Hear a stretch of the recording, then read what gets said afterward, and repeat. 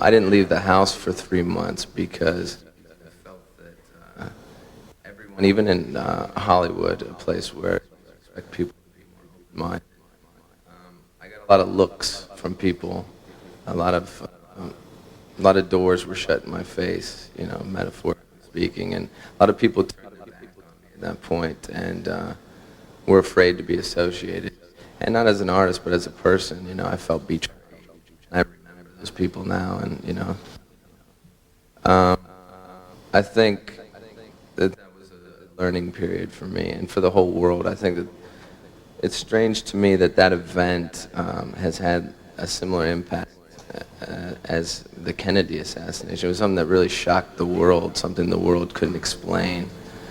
And I think that something that the media really ran with. It was a little wag the dog going on, a little distraction from what was happening in the White House. And I think it's kind of disrespectful to other events that happened before and after that they didn't receive the same sort of attention. But I think that attention, it was never good to begin with. I think it was exploitive, and I think it was self-serving. So that's why I stayed out of it. I never made a comment. I never did an interview. I waited and made my statement. And I think after I made that statement, I felt some closure for me. And now, when these things happen, I can just look at it and see it as being as silly as probably everybody else does. Hi. Hello? Hi. Hi. I just wanted to say thank you again from the bottom of my heart. You've been the biggest source of inspiration in my life, and no, words can't explain that, but my question is, how do you feel about the New World Order, and as a shit disturber, how does this fit in your life? Are you for or against it? What do you mean specifically? Like not working thing. Check. Well, it seems that we're getting a lot of different, political figures are saying they're coming from different places, but really it's not. It's all the same thing, and it's kind of going downhill. And I was just wondering if you are for the downhill slide or against it, because I don't ever remember it being an uphill moment in politics. I think it's all the same. It's always been the same, man. That's what I've always said about, violence. When people say these are the most violent times ever, it seems to me that they're much more civilized than when Christians were being fed to lions and, people were, the Civil War. I think we're in a time now where we don't have a war anymore. That's why we're attacking each other. There is no war. There's no Cold War. There's no Russia.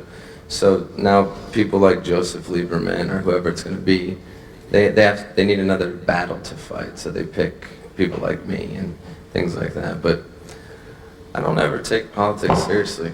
You can't, especially after when you've been around the world and you see how other countries operate. I think a lot of people growing up now feel the same way and realize just how fake it is and how it always has been.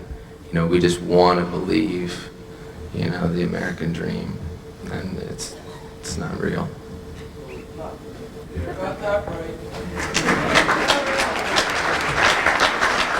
Hi, Mr. Manson. I was just wondering, who's your favorite band and who's your least favorite band?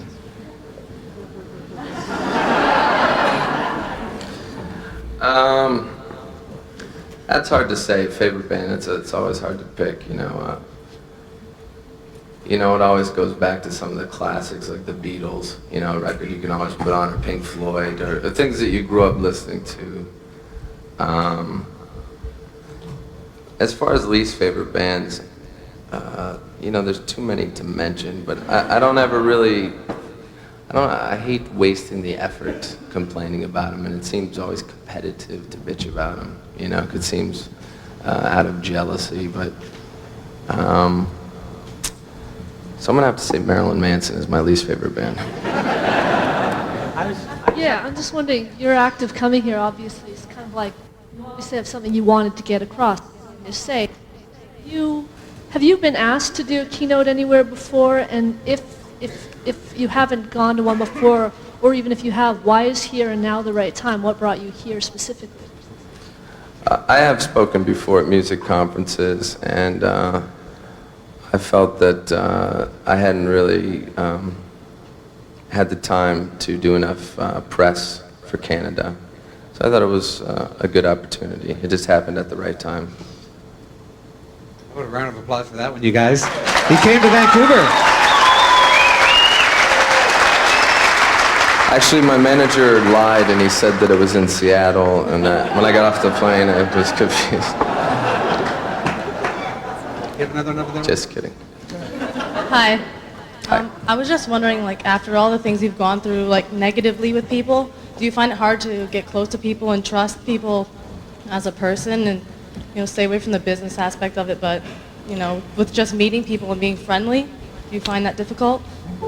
I do, but I try not to be so jaded, A lot of people, I often find people that are around me, my friends or people that I've been in relationships with, are often more cynical about it and say, don't you realize this person just wants to know you because you're Marilyn Manson?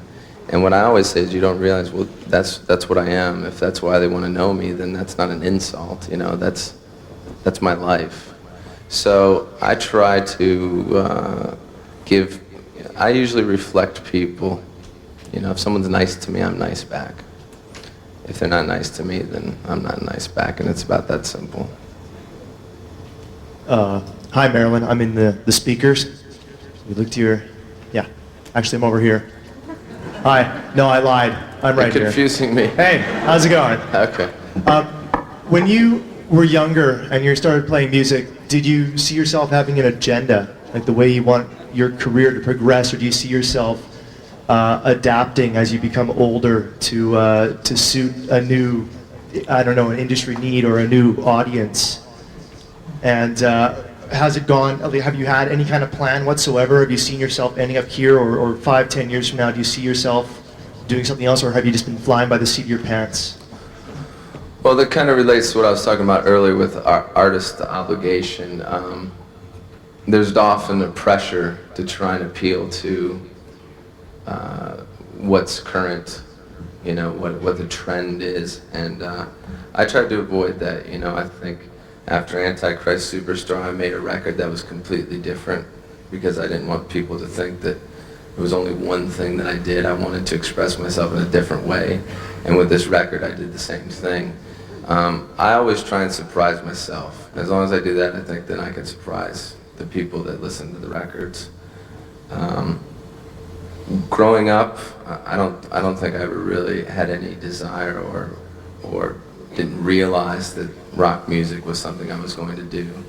I knew that I liked to entertain people in some way or another, and I knew that I always seemed to wear Halloween costumes the wrong time of the year, so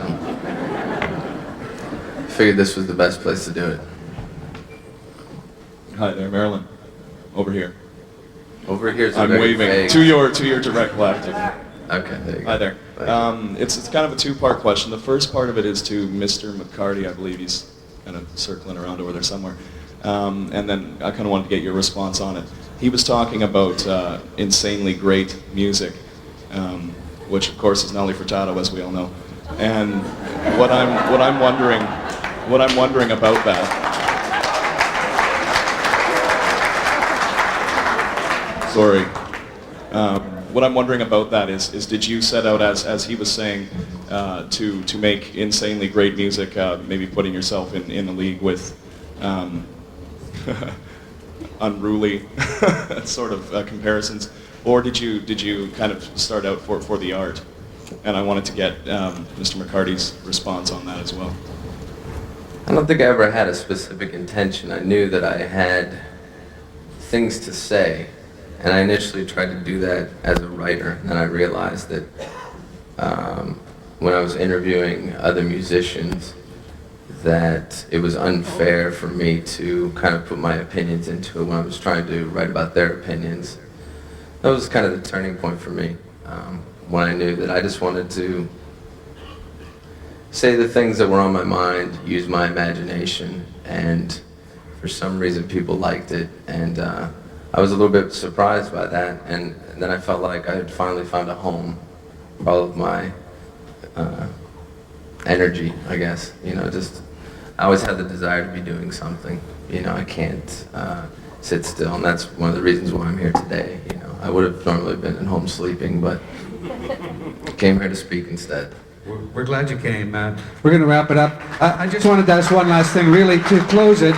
You know, we have in the audience here 250 bands participating in the festival, a bunch of people from different labels and management companies. So I guess if you had any sort of last piece of advice that you could sum up for these guys, what do you think? I don't want this to sound discouraging, but I think we're in a harder era of music than when I started the band. So it's going to take a lot of bravery to really make it now. So I wish you the best of luck, because this is a hard time to, especially being an artist and just to survive, you know, because things come and go so quickly. And I'm fortunate that I've been doing it for 10 years, and I have a lot of you people to thank for that. So that's all I can say. Thank you. Ladies and gentlemen, Marilyn Manson.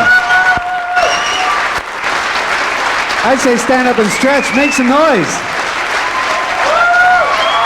Thank you very much for coming. It was wonderful.